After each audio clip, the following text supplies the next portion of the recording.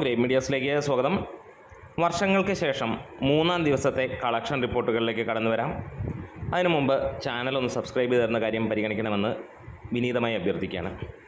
വർഷങ്ങൾക്ക് ശേഷം എന്ന സിനിമ ഇതിനോടകം തന്നെ വലിയ രീതിയിൽ പ്രേക്ഷക പ്രശംസ നേടിയെടുക്കാൻ കഴിഞ്ഞു. മലയാളത്തിൻ്റെ യൂത്ത് വിങ്ങിൻ്റെ 2020 എന്നാണ് ഇപ്പോൾ ഈ സിനിമയുടെ വിളിപ്പേര്. ഒട്ടുമിക്ക ആളുകൾക്കും ഈ ഒരു സിനിമ വലിയ രീതിയിൽ ഇഷ്ടപ്പെടുന്നു എന്നുള്ളത് തന്നെയാണ്. അത് ശരിവെക്കുന്ന തരത്തിലാണ് സിനിമയുടെ പ്രകടനവും. 3 ദിവസങ്ങൾ കൊണ്ട് മികച്ച ഒരു പ്രകടനമാണ് സിനിമ കാഴ്ചവെക്കുന്നത്. കഴിഞ്ഞ 2 ദിവസങ്ങളിലായിട്ട് നമുക്ക് ഏകദേശം 3 കോടിക്ക് മുകളിൽ ആണ് സിനിമയുടെ കളക്ഷൻ ഡെയിലി വന്നിരിക്കുന്ന കേരള കളക്ഷൻ മാത്രം. ഇന്ന് 645 ഷോകൾ ഇതുവരെ ചെക്ക് ചെയ്ത് കഴിഞ്ഞപ്പോഴത്തേക്ക് കിട്ടിയിരിക്കുന്നത് 80% മുകളിലുള്ള ഓക്യുപ്പൻസിയാണ്. 100-നടുത്തുള്ള ഹൗസ്ഫുൾ ഷോകളും 200-നടുത്തുള്ള ഓൾമോസ്റ്റ് ഫുൾ ഷോകളും ഇതുവരെയുണ്ട്.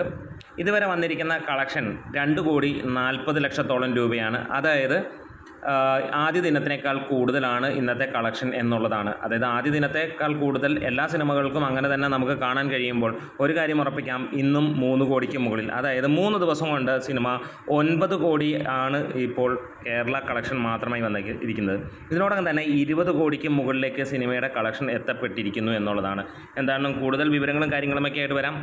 ഇവിടെ നിവിൻ പോളിയുടെ ഗംഭീരമായിട്ടുള്ള ഒരു തിരിച്ചുവരവായിട്ട് തന്നെയാണ് ആളുകൾ ഈ സിനിമയെ കാണുന്നത്.